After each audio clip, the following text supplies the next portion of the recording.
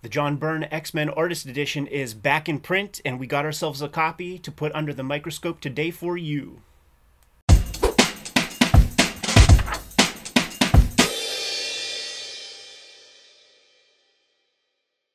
Welcome to your favorite YouTube channel, Cartoonist Kayfabe. My name is Ed Piskor. I'm Jim Rugg. The John Byrne Artist Edition got a reprint, and we're going to be going through it at a molecular level.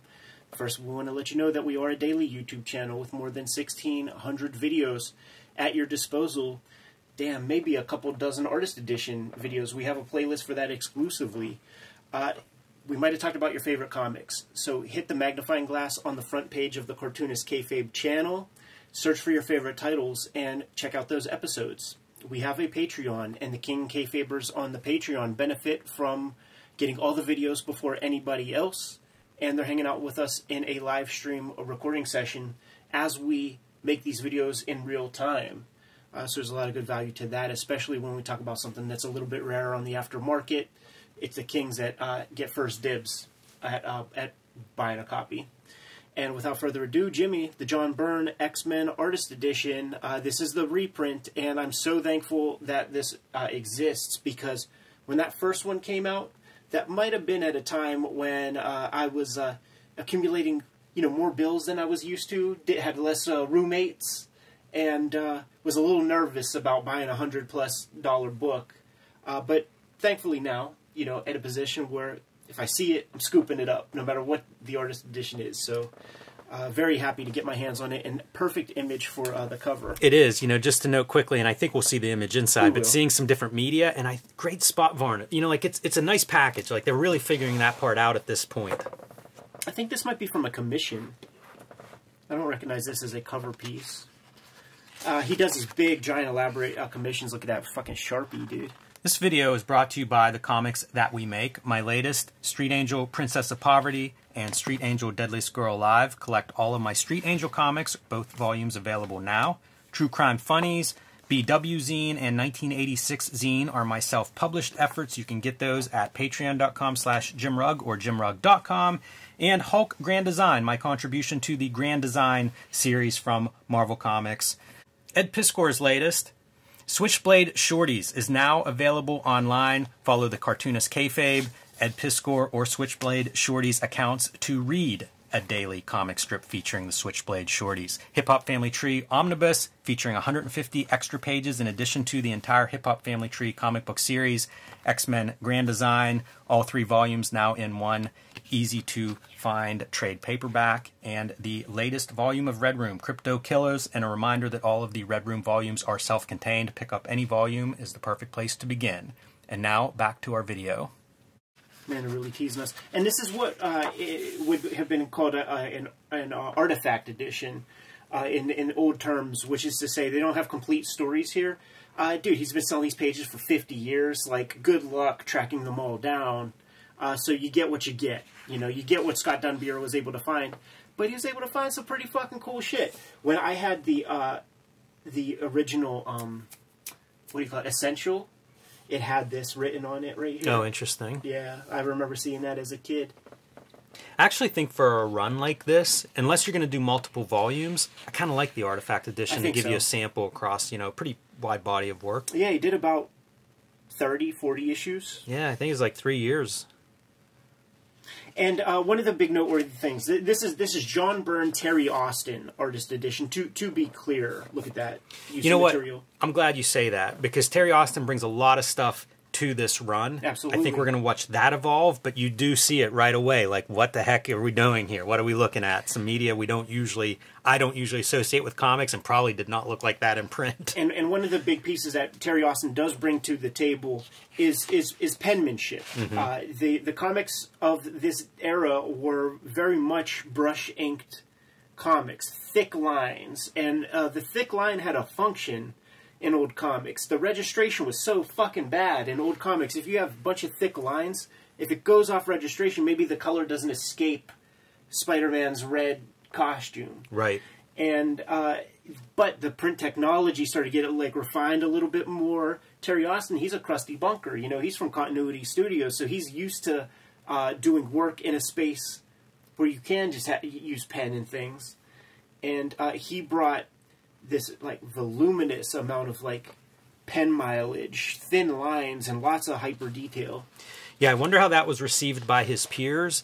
And I think probably from the fan point of view, it was something different. Right. You know, and this whole book was sort of something different. Yeah. You're seeing even stuff like this, you know, like that's a screen. Right. Yeah, same deal here. Yeah, these are fun to see because when I first saw these bits, and he would do that a lot with Cyclops Visor, put a little of that, and I was wondering if it was duotone, because it is the lines. Look at this, dude, you know, Star Wars is out. There are those dudes in the control center. Man, these still feel somewhat simplified, you know, still finding your footing in some ways. Look at the light illumination coming through the trees, Jimmy. Yeah, that's really terrific. Drawing that in, that's a great little piece of observation. This is so flat. Like, I always remember this, because, like, Byrne was good at twisting the figure and getting him to do stuff. That's a very flat image. Yeah, it is. Vindicator. I wonder when you see something like the light coming through the trees, who deserves the credit for that? Do you think Byrne is like erasing that on his pencils, you know? It's very thoughtful. It's more of these screens. And these things, I think these are those rub-on dots. Oh, interesting. That you kind of like just have a sheet and you could burnish these little vinyl dots onto the page. How about this for a mashup of textures, Beast's fur versus Colossus's metal? Wow, that's a great panel. I bet that's brush. Yeah, some heavy lines. There's some real thick lines in there. You know, they're playing with levels, unfortunately, so you can't see too much of the hand. You can't see too much of what's going on. The blacks are so perfectly black. I wonder if that's going to be consistent throughout. I wonder, like, you know, there's so many variables whenever you're getting these kind of scans from people. Look, that's more of that possible rub-on letters. That's very, or rub-on dots. That's very strange. Don't see a lot of that. Now we have the razor blade scraping some of this stuff away. Oh, yeah. Circle templates. With a non-archival pen, it's starting to turn a little red. Look at the swordsmanship on these fucking pages, huh? Just destroying this artwork. Unbelievable. The tape is interesting. Like, you know, so it's right against the edge. It makes me wonder if the artist chose to do that. Like, if there was, like, preventing black from escaping the border or something. Well, no. That wouldn't be that. Yeah, it's not quite on the edge either. I thought it might have been something mounted where, like, you have a point that you're drawing from or something, but I couldn't see anything on that page that would, where that would make sense. This is pretty good. This to me is like you're seeing a lot of what I associate with like the Byrne isms. Right. You know, these hatchings that describe kind of the muscles and the form, and I think you really see it there. And Terry Austin coming out of Crusty Bunkers, like some Neil Adams-esque. Sure. You know, like let's render this shadow out. Some more of that Coquille pen, the grease pencil, whatever. I always love when you see a splash page and they take advantage and have these bigger figures. You know, after looking at several comic panels, and then you get this nice big drawn image, and I mean that pays. That's striking.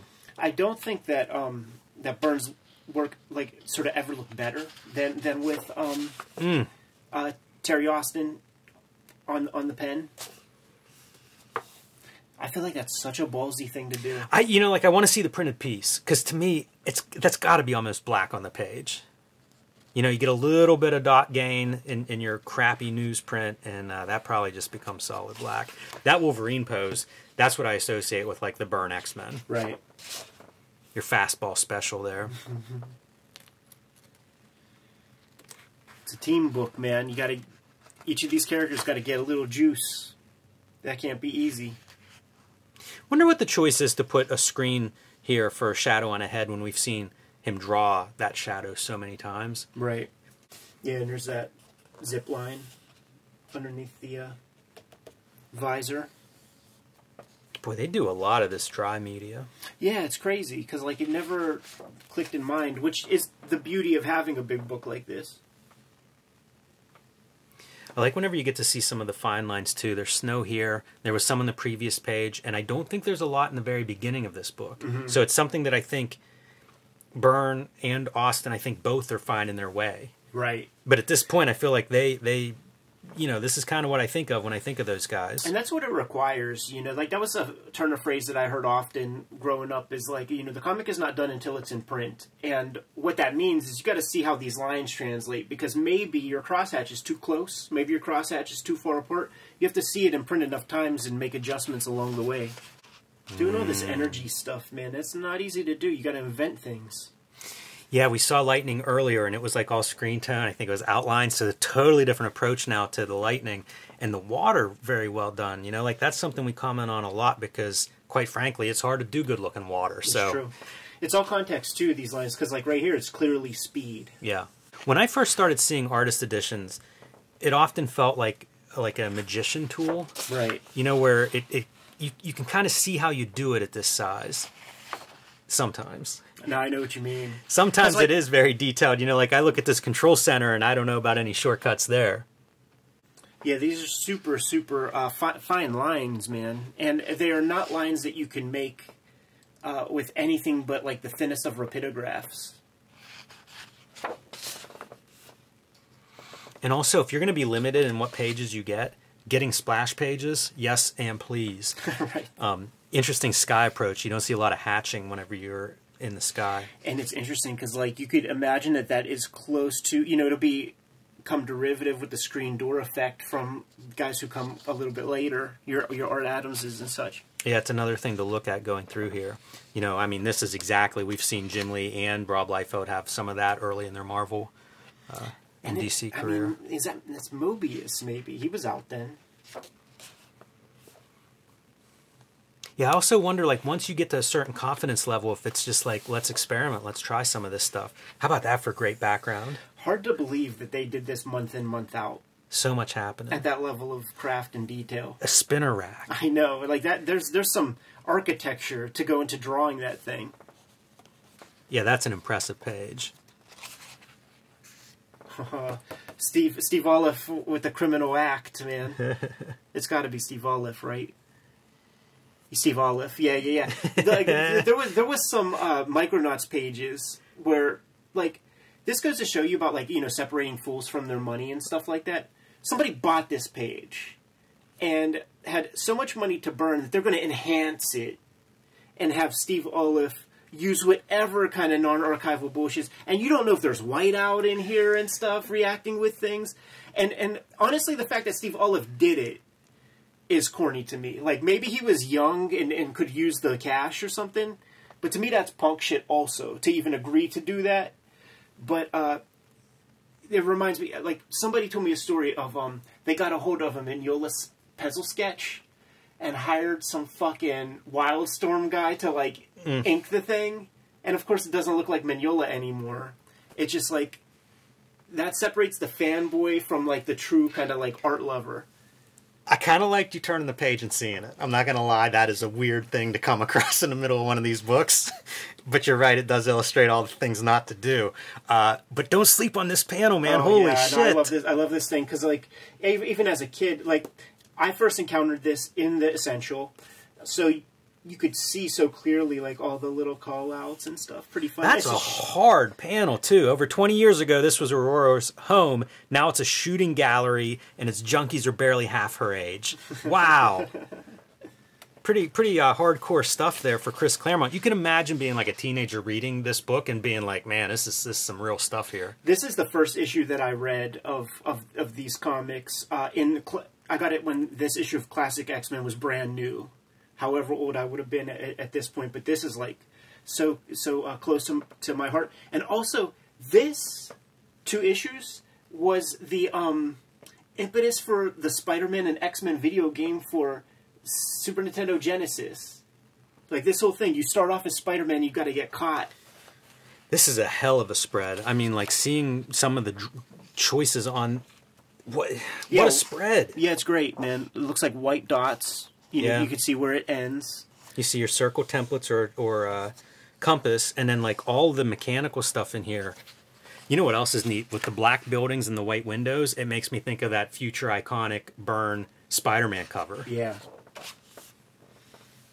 I love this issue so much, man. It's That's a great page. It's such a classic, like, just a fun comic, man, where you're not trying to make sense of any of it. How can this exist in New York? Like, who gives a fuck? What is the what would be the current comic book that does this kind of a fun visual, you know? Yeah, I know. It sucks, man. Because this is nonsense. You know, it's hyperbole. Have some fun. But Chris Claremont, like, he was really trying to make that arcade character work. Right.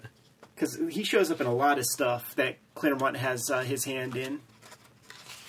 This would be one of those pages that, to me, it kind of exposes a little bit of the magic, a little bit of the trickery. I don't know whether that's a deadline page, but it feels like this is much faster than some of the pages. Sure, yeah.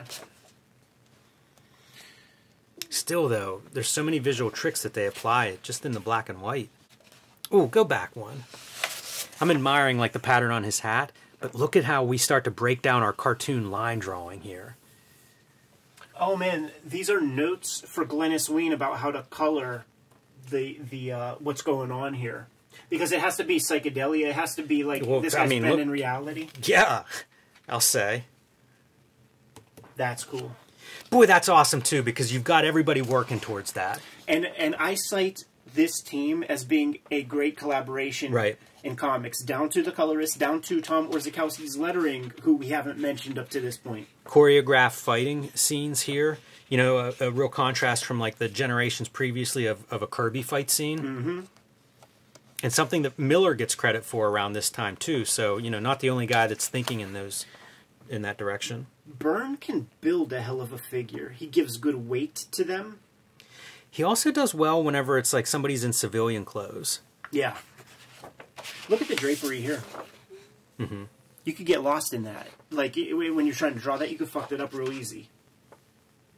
I always admired this page. Yeah, man, those buildings warping. Awesome. Wow. And the very clear hand of penmanship.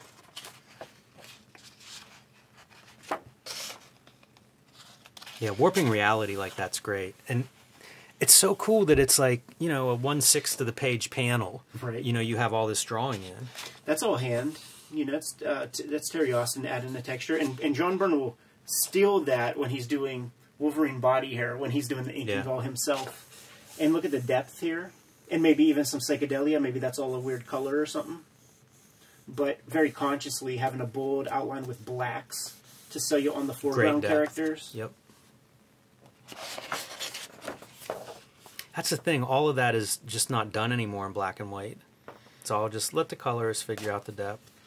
Doing this, like the underplane of the leg that sort of like is bent and has the shadow, like that adds such depth to a black and white illustration. I used to struggle with that because you wanted to get blacks on the page, and you had to figure that out. You know, like it's a little bit of shadow on that leg. Yeah, you can make that whole thing black. Another fantastic. Any of these, like, abstract the shape a little bit, and I'm impressed. And look at the things that, the tools that Austin is using. Yeah. So, like, these fucking magic markers are almost completely gone now. I'll say. That's wild. Boy, it's great, too, the cross-section, the video game cross-section. And I bet you these levels had to be potted up in order to even see some of that. Because this is black. When you see stuff like these backgrounds, because I think Byrne gets really good at that, do you think he's, like, using some, like, is this traced off a photo or some kind of reference? I don't think he's ever done that. I don't think, I mean, I'm sure he used reference and stuff, but there's always those grid lines on all of his stuff, and he just is, he's smart, you know, he's observant. Look at that classic piece. That whole page, about as good as it gets. Looks like Sharpie. Like, it looks like you see the marker kind of... Totally looks like marker. Up. This is fun, man. Like, you know, it gives you something to read. You know, some kayfabe breaking. Fantastic back and forth between 1-2, 1-2, going back and forth with these two characters. Such great lighting here. And speaking to some of the stuff you said earlier about, like, you know, Terry, like, why not use zip there? Why use line? And I'm not saying one's better than the other. That's a perfect illustration. Just curious about the process. Yeah. Curious about the thought process. Man, don't let the person who owns this page have any more art. They're not allowed to store any more artwork in their house. Look at that. It's almost completely dead. Yeah. I wonder what that really looks like in person. It can't be that color, right? I hope not. But that would speak to how faded it is. if if it had to get potted up in the computer. Like, it's probably so much more faded. That's weird, though, because the blacks aren't that black. You know, like this page must be almost just white, if that's really what's happening. Yeah. Yeah, it's kind of incredible to see these kinds of marks. You know, you assume it's the same materials on both of these, and this just hasn't seen daylight in 30 years.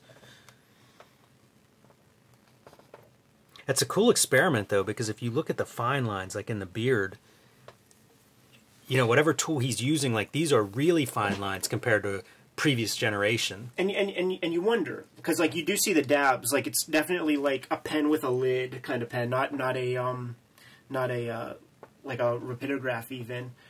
Like, what was available then? You know, what was it? You know, one of the subtle things they would do whenever they would do, like, it's Victorian times and you know, colonial times, whatever. Like, they enlarge Storm's nose. It's always like a small little dot, and then they always kind of enlarge it whenever it's like, you know, slave quarters or whatever. It's pretty cool. Yeah, the psychic stuff. Just love seeing that contrast, especially in the same drawing. So this is like straight up, you know, Dark Phoenix stuff. Always love Rain also. Hellfire Club. They would always do straight perpendicular. Like, they wouldn't go chaotic. It would always kind of go in one direction. Icon. Wow. Boom is right. You wonder, like, it would be great to see if Byrne, like, made scans for himself of all the pencils to see what he did, and then you get to see what Terry Austin contributed. Terry with the pens for the foliage and stuff. Using pen on that stuff, you know, when it's ink line. What's funny is, like, you see, like, I assume he started with pen, and then was like, and switched material. You know, switches material after a little bit, or vice versa. Start with something else, and was like, I got to finish this real quick. Right. This is so subtle. Like, so it's lines with, like, white zipatone dots or something. Wow. I mean, what's that spread worth? Yeah, I was thinking, like, I mean, it could be 6 figures. Yeah. A big money shot with, you know, a dozen characters. Plus a classic issue. Yeah, and by the way, let Jim Lee know that one's available, because I feel like that's one that he would be very happy to have. Paste up lettering. Oh, you know what this is? You know what I bet this is, dude? Is they got to start changing it a bit, because, like, Jim Shooter's like, no, you got to kill Jean Grey. You know what I mean? Yeah, good point. Yeah. So it's like, salvage the pages you can with changing lettering, and then redraw the last 5 pages or whatever. I redrew this page in my sketchbook before doing X-Men Grand Design to just try to get a feel. Great transition of Storm into the scroll reveal, the scroll. This stuff is always neat to me, because this is another one of those almost like drawing fire, drawing water, drawing light and space. Right. Hard thing to do. Some of this stuff is remarkable to me because we've seen a lot of cartoony stuff, but then whenever you start to apply like a more dramatic lighting to it, it really changes the tone. Yeah, this is the issue that is the X-Men Grand Design issue, where they kind of go through the entire lineage and history of X-Men, and, like, you see the big suit panel border. Like, that's what I use in the panel borders for my X-Men Grand Design, kind of pulling from this exact issue.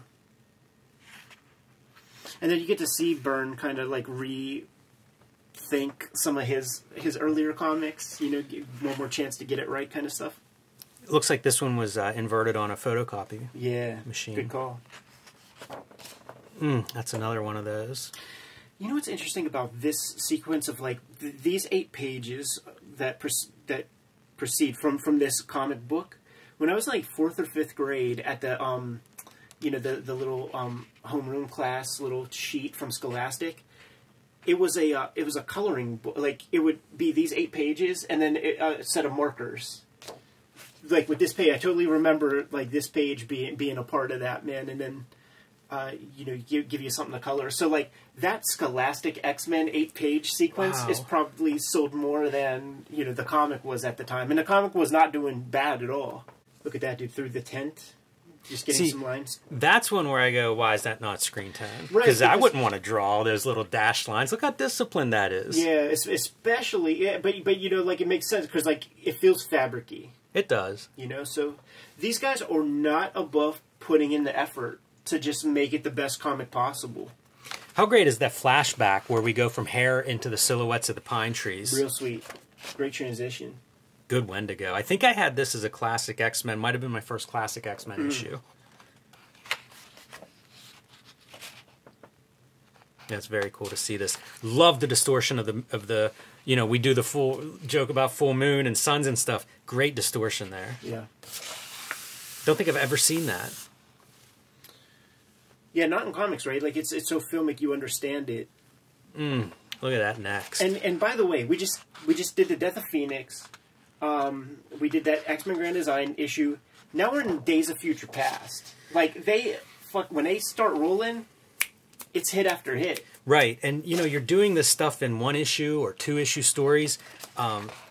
Another one of those really marked differences in how comics are made today versus back then. Yeah, big time. You know, just ideas were jam-packing these books that were on top. And you know what? You get tuned to that frequency, I believe, man. So when I've kicked it with Chris Claremont probably a half dozen times privately. And when you're sitting there chatting with the dude, he's vomiting ideas. He's got a million fucking ideas, man. And I think that, like, when you're, you know, juggling a bunch of books that require these plots, he's tuned into that frequency. Yeah. Him and Vince Russo, I think, does that. That's when you need Louise Jones to step in and say, that's a keeper, and let that idea go. There is a documentary where she all but says that, you know, where she gets a hold of him and is like, you know, you didn't tie this up, you didn't tie that up, like, how are we going to do that? And she would write things and say, okay, it's time for you to write now. Amazing the amount of detail that you're putting into that background. And I associate that with Austin. You know, like, Austin will bring that level of craft to other artists, and kind of John Byrne won't in his own work. Also, the little subtle stuff like low angle shot of, you know, your henchman guy. It's very Marvel storytelling. Oh, yeah. Almost looks effortless in Byrne's hands, but I mean, it makes it more interesting. You know, figures are constantly seem to be moving. Yeah, no, he's talk about tuned into a frequency. Like, he picked up the mantle after you know, the Kirby style kind of did its thing. Like, he was the new guy for sure. Knowing when to do a quiet panel. Those quiet panels, that's your negative space, you know. It matters. Corner box art. Wow, that's I feel like fun. that's got to be worth something. I love it. I wonder what these are pencils that were redone, maybe? Corner box art, vintage pencil drawing, portfolios, unused partial pencil page. Yeah. It's good to see, you know. It gives you an insight as to what these pencils look like, and it's nice to see it in 4-color like this and not just a photocopy. Right. This is when they had an opportunity to kind of do their version of what Phoenix would have been. A couple covers. Is this a Neil Adams, like an homage? That cover's so familiar to me, and maybe it's just from this, but... It could be, because certainly this character was a Neil Adams character, I believe, when they did their Savage Land shit. These little guys. These poor bastards never win anything. No, they're just fodder. And there's your better view of that cover. That's terrific. She's dead, Jim.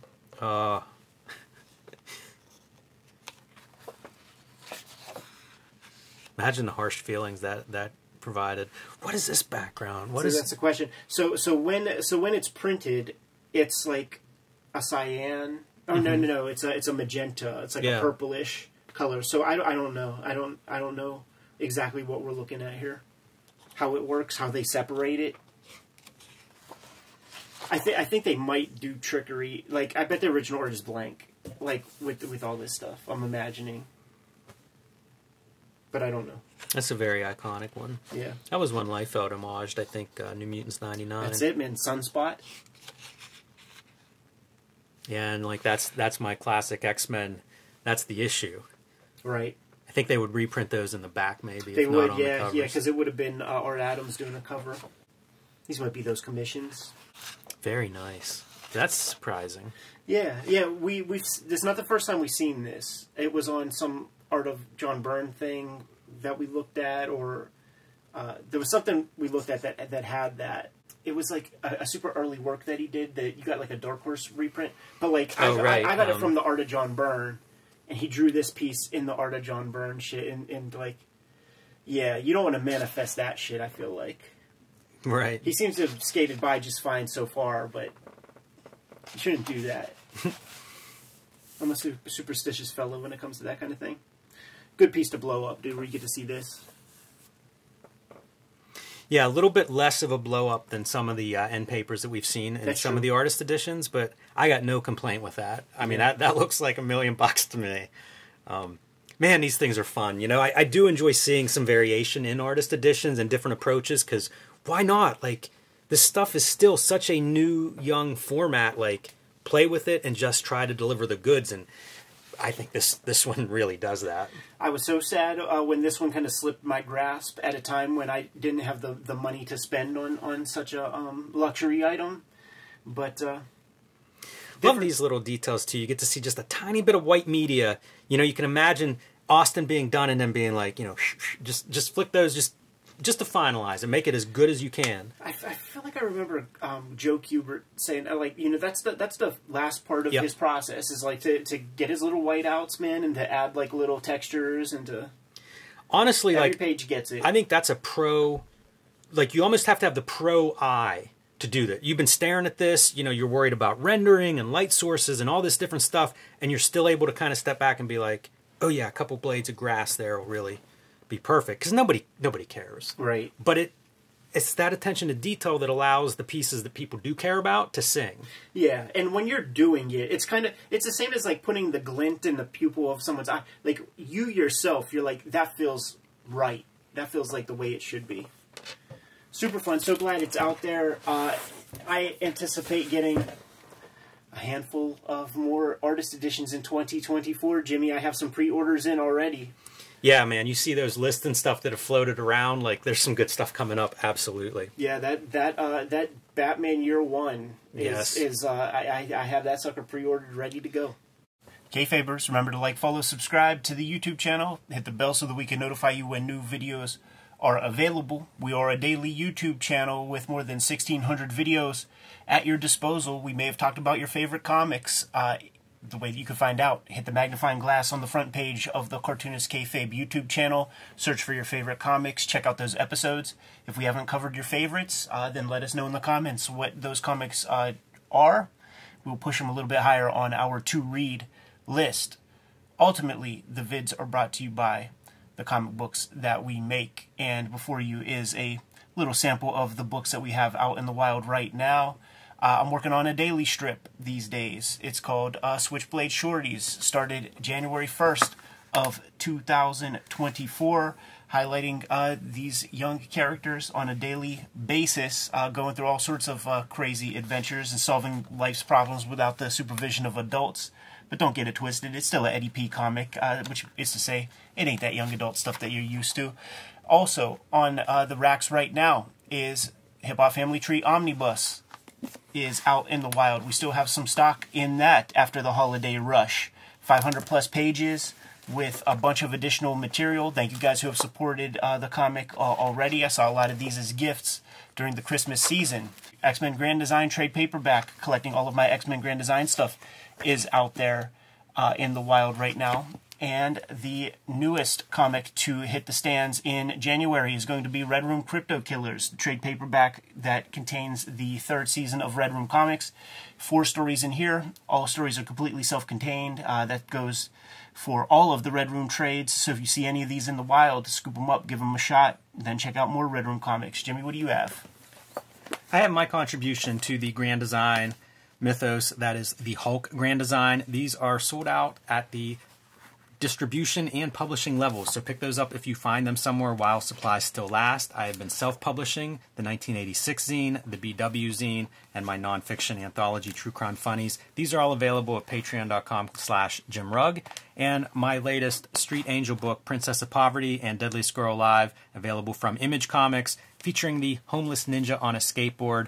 Both self-contained. Read them in any order. Read them together, and you'll have all the Street Angel comics that I have made so far. The books are the most important part in keeping the Kayfabe channel alive. Support the books, you support the creators, you support the channel. There are some ways to directly support the Cartoonist Kayfabe YouTube channel, however. One of those is the Patreon.